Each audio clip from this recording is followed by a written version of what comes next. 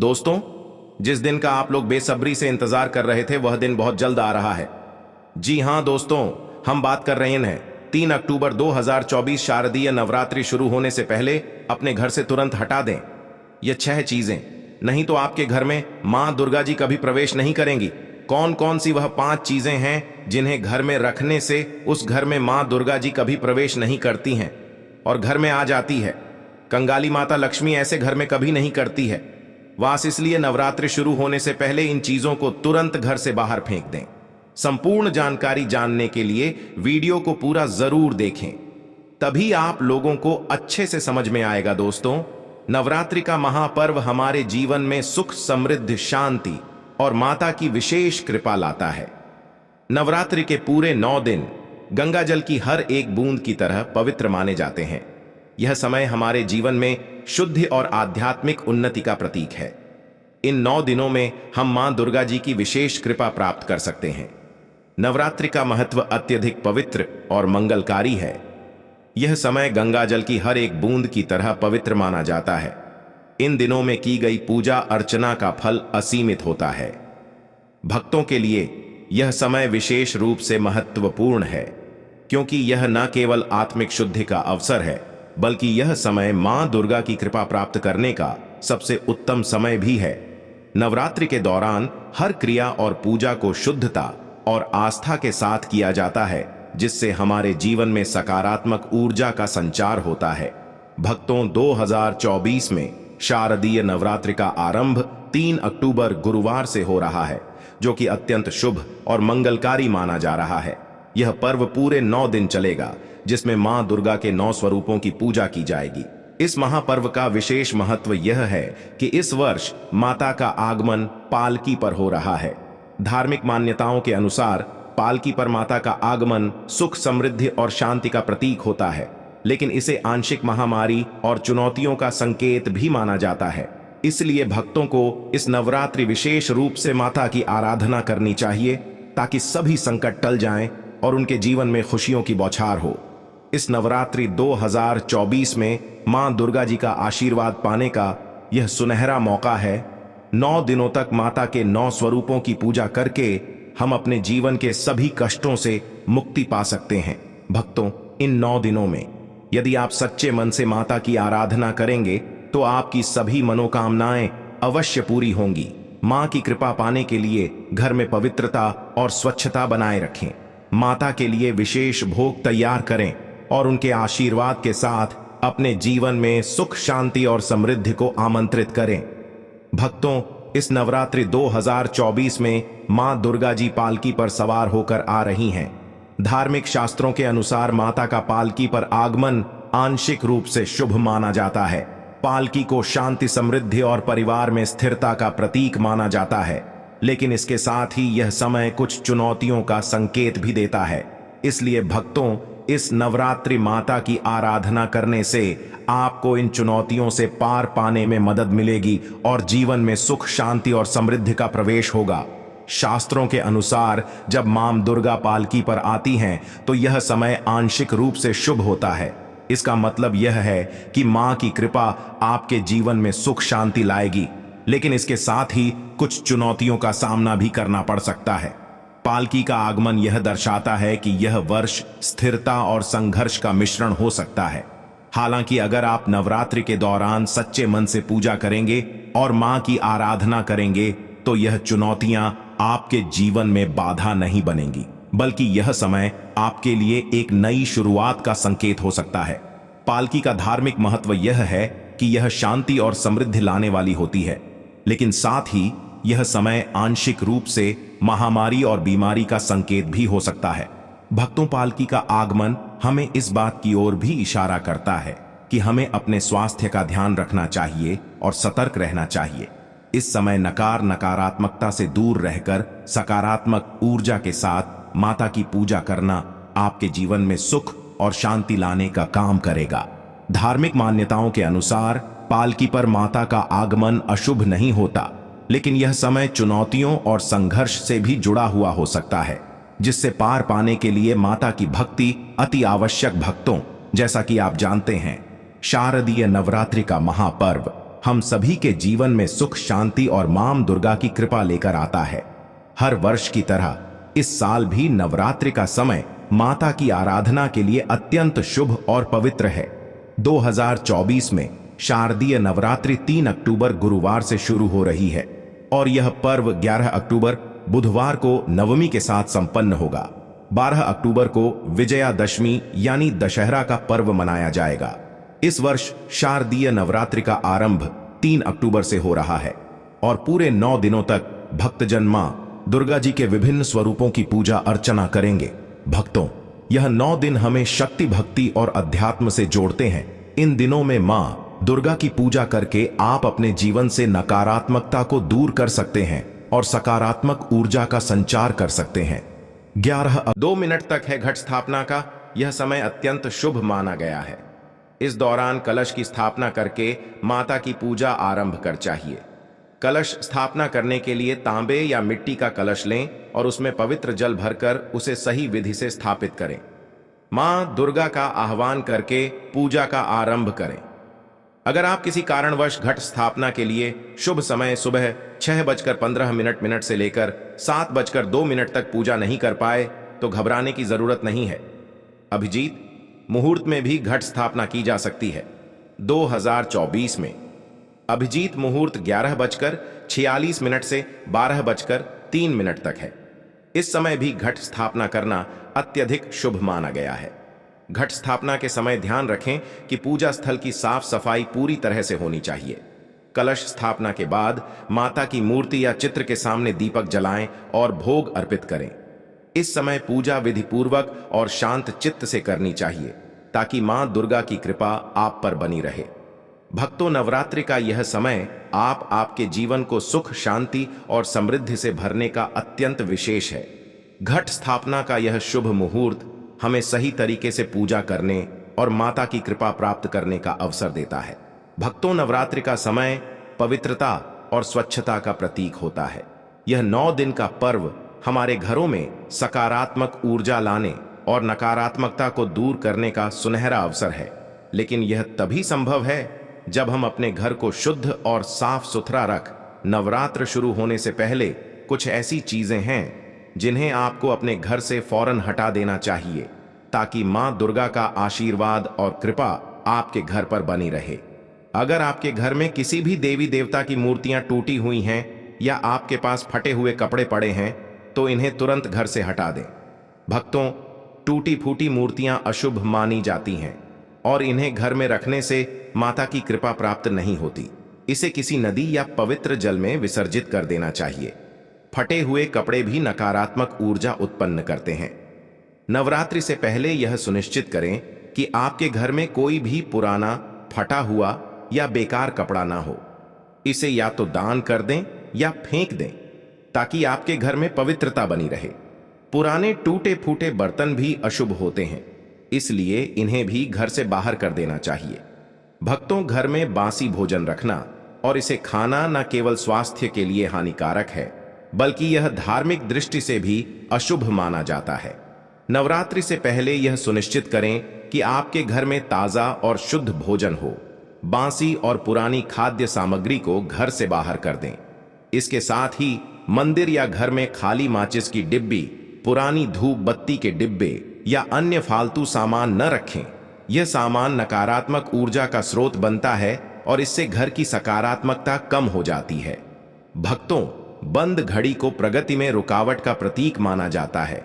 अगर आपके घर में कोई भी घड़ी बंद पड़ी है तो उसे तुरंत हटा दें या मरम्मत करवा लें। बंद घड़ी समय को थाम देती है और इससे आपकी उन्नति रुक जाती है। नवरात्रि से पहले इस बात का खास ध्यान रखें कि सभी घड़ियां चालू हो। पुराने और टूटे फूटे जूते चप्पल भी नकारात्मक ऊर्जा का कारण होते हैं। अगर आपके घर में ऐसे जूते चप्पल हैं जिन्हें आप इस्तेमाल नहीं करते तो उन्हें घर से बाहर कर दें। घर में इन वस्तुओं को रखने से नकारात्मकता आती है और माता की कृपा आप तक पूरी तरह से नहीं पहुंच पाती। भक्तों, इन सभी चीजों को नवरात्रि से पहले अपने घर से निकालकर आप अपने घर को माता के स्वागत के लिए पूरी तरह तैयार कर सकते हैं।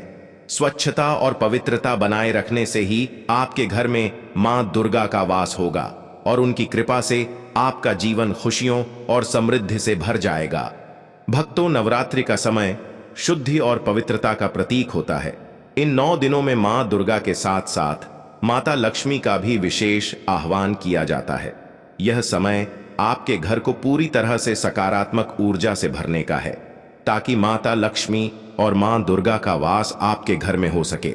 नवरात्रि से पहले घर की सफाई और शुद्धिकरण करना अत्यंत आवश्यक है, ताकि माता आपके घर में प्रवेश करें और उनकी कृपा आपके जीवन को खुशियों से भर दे।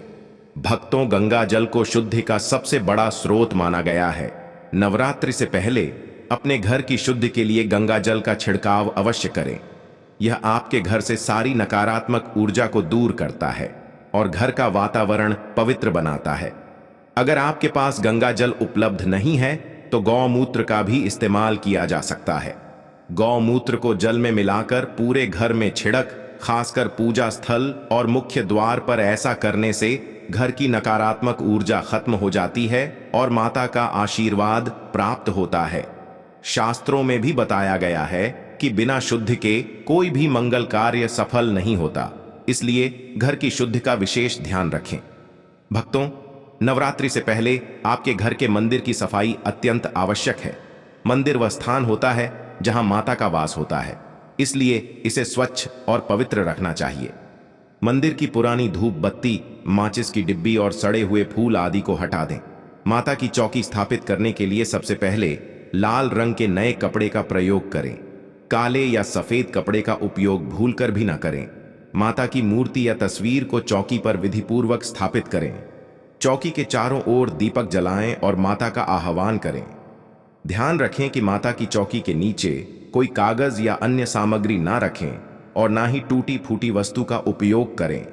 मंदिर का वातावरण हमेशा स्वच्छ और सकारात्मक बनाए रखें, ताकि माता की कृपा आप पर बनी रहे।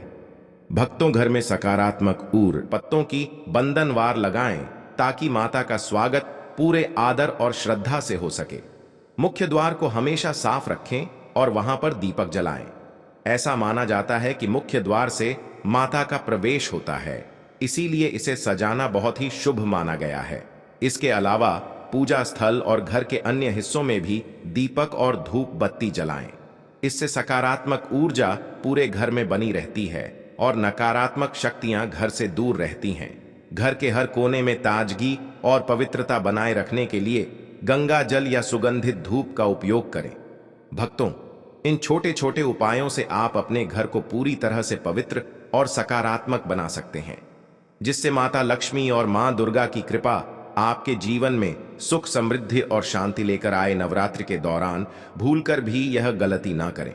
भक्तों, नवरात्रि के दिनों में हम सभी मां दुर्गा की पूजा और उपासना करते हैं, ताकि उनके आशीर्वाद से हमारा जीवन सुखमय और समृद्ध हो सके। लेकिन ध्यान रखना बहुत जरूरी है कि इस पवित्र समय में हम कोई ऐसी गलती ना करें जो हमारी भक्ति और व्रत को खंडित कर दे। नवरात्रि के दौरान कुछ खास नियमों का पालन करना आवश्यक है, ताकि माता की कृपा हम पर बनी रहे। भक्तों, नवरात्रि के 9 दिनों में प्याज, लहसुन, मांस और मदिरा से पूरी तरह से दूरी बनाना अत्यंत जरूरी है। यह सभी चीजें तामसिक भोजन की श्रेणी में आती हैं और तामसिक भोजन नवरात्रि जैसे पवित्र समय में निषिद्ध माना जाता है। इन दिनों में सात्विक भोजन का सेवन करना चाहिए, जो शरीर को शुद्ध रखता है और हमारी आत्मा को शांति और सकारात्मकता प्रदान करता है। तामसिक भोजन का सेवन नवरात्रि के दौरान आपकी पूजा और भक्ति को खंडित कर सकता है, इसीलिए चाहे कितना ही मन क्यों ना करें, प्याज, लहसुन, मांस और मदिरा से दूर रहे और पूरी श्रद्धा के साथ मां दुर्गा की उपासना करें। क्या खाएं, क्या ना खाएं। नवरात्रि के व्रत का सही पालन। नवरात्रि का व्रत केवल भूखा रहने का नाम नहीं है, बल्कि इसका असली उद्देश्य आत्मा की शुद्ध और आध्यात्मिक उन्नति है। इसलिए व्रत के दौरान आपको विशेष रूप से यह ध्यान रखना चाहिए कि आप क्या खा रहे हैं। सात्विक भोजन का सेवन करें, जैसे कि फल, सूखे मेवे, दूध, कुत्तूम की पूड़ी, साबूदाने की खिचड़ी और आलू से बने पकवान। इनसे शरीर को आवश्यक पोषण मिलता है और व्रत की प्रक्रिया सफल होती है। जो भक्त उपवास नहीं रख रहे हैं, उन्हें भी सात्विक भोजन का ही सेवन करना चाहिए। किसी भी तरह के तामसिक भोजन से बचे, क्योंकि यह आपके व्रत और पूजा को निष्फल कर सकता है। व्रत के दौरान अत्यधिक तेल मसाले वाले भोजन से भी बचे, ताकि शरीर शुद्ध और स्वस्थ रहे और माता की कृपा प्राप्त हो सके। इसलिए इस नवरात्रि पर सात्विक भोजन का पालन करें और मां दुर्गा की कृपा से अपने जीवन में सुख, शांति और समृद्धि को लाएं। भक्तों, ध्यान रहे कि नवरात्रि का व्रत सही तरीके से तभी सफल होगा जब हम तामसिक भोजन और नकारात्मक विचारों से दूर रहेंगे और पूरी श्रद्धा के साथ मां दुर्गा की उपासना करेंगे। माता की पूजा और घट स्थापना की सही विधि। भक्तों, नवरात्रि के पहले दिन घट स्थापना यानी कलश स्थापना का विशेष महत्व होता है। घट स्थापना नवरात्रि की पूजा का आरंभिक और सबसे महत्वपूर्ण अनुष्ठान है। सही विधि से घट स्थापना करना आपके जीवन में सुख, समृद्धि, शांति और माता की कृपा लाता है। इस प्रक्रिया में थोड़ी सी भी गलती पूजा के फल को कम कर सकती है। इसलिए हमें पूरी विधि को सही तरीके से समझना और पालन करना चाहिए। नारियल अर्पण का सही तरीका। जटा वाला नारियल ही रखें। भक्तों, नारियल को माता की पूजा में अत्यधिक शुभ और महत्वपूर्ण माना जाता है। घट स्थापना के समय जटा वाला नारियल, जिसके ऊपर रेशे हो, ही प्रयोग में लाना चाहिए। नारियल को लाल कपड़े में लपेटकर उसे कलश के ऊपर स्थापित करें। यह ध्यान रखें कि नारियल की नोक कलश की ओर होनी चाहिए और उसे लेटा कर रखा जाए। नारियल को खड़ा करके रखना शुभ नहीं माना जाता है, इसलिए इस प्रक्रिया को ध्यानपूर्वक करें। नारियल को शुद्धता और संपूर्णता का प्रतीक माना जाता है और इसका सही तरीके से प्रयोग करना नवरात्रि की पूजा का फल बढ़ाता है। भक्तों, मां दुर्गा को लाल रंग अत्यधिक प्रिय है, इसलिए घट स्थापना के समय लाल रंग के कपड़े का विशेष प्रयोग करें। कलश ऊपर नारियल को लाल कपड़े में लपेट कर रखें। ध्यान रखें कि कपड़ा फटा हुआ या पुराना ना हो। काले या सफेद कपड़े का प्रयोग भूलकर भी ना करें, क्योंकि यह अशुभ माना जाता है। माता की चौकी पर भी लाल रंग का कपड़ा बिछाए और उस पर माता की मूर्ति या तस्वीर स्थापित करें। पूजा स्थल पर स्वच्छता और पवित्रता का विशेष ध्यान रखें, ताकि माता की कृपा आप पर बनी रहे। स्थापना के समय यह सभी सावधानियां आपको माता के आशीर्वाद का पात्र बनाएंगी और नवरात्रि का व्रत सफल होगा। भक्तों, जब आप पूरी श्रद्धा और विधि विधान से घट स्थापना करते हैं, तो माता आपके घर में वास करती हैं और आपके जीवन को सुख समृद्धि से भर देती है। भक्तों, अब हम बात करेंगे कि नवरात्रि में किन फलों का सेवन करें और क्यों नवरात्रि के दौरान व्रत रखने की परंपरा हमारे शास्त्रों में विशेष रूप से वर्णित है, जिसमें देवी दुर्गा की उपासना और संयमित आहार का महत्व बताया गया है। फलाहार को व्रत के दौरान अत्यंत महत्वपूर्ण माना जाता है, क्योंकि यह शरीर को ऊर्जा प्रदान करने के साथ साथ मन को शुद्ध रखने में सहायक होते हैं। फलों का सेवन न केवल स्वास्थ्य के लिए लाभकारी होता है, बल्कि आध्यात्मिक दृष्टिकोण से भी यह महत्वपूर्ण है। आइए जानते हैं कि नवरात्रि में कौन से फल खाए जाने चाहिए और उनका क्या महत्व है। सेब, केला, पपीता, सीता फल व्रत के दौरान खाने के लिए उत्तम फल है। धन स्थान की सफाई। माता लक्ष्मी की कृपा पाने के उपाय। माता लक्ष्मी की कृपा पाने के लिए शास्त्रों में कुछ खास उपाय बताए गए हैं, जिनका पालन करने से जीवन में सुख, समृद्धि और बरकत बनी रहती है। इन उपायों में सबसे महत्वपूर्ण है धन रखने के स्थान की शुद्धता और सकारात्मक ऊर्जा बनाए रखना। यदि धन स्थान साफ और व्यवस्थित हो, तो माता लक्ष्मी की कृपा सदैव बनी रहती है। आइए जानते हैं कैसे आप अपने धन स्थान की सफाई करके माता लक्ष्मी का आशीर्वाद प्राप्त कर सकते हैं।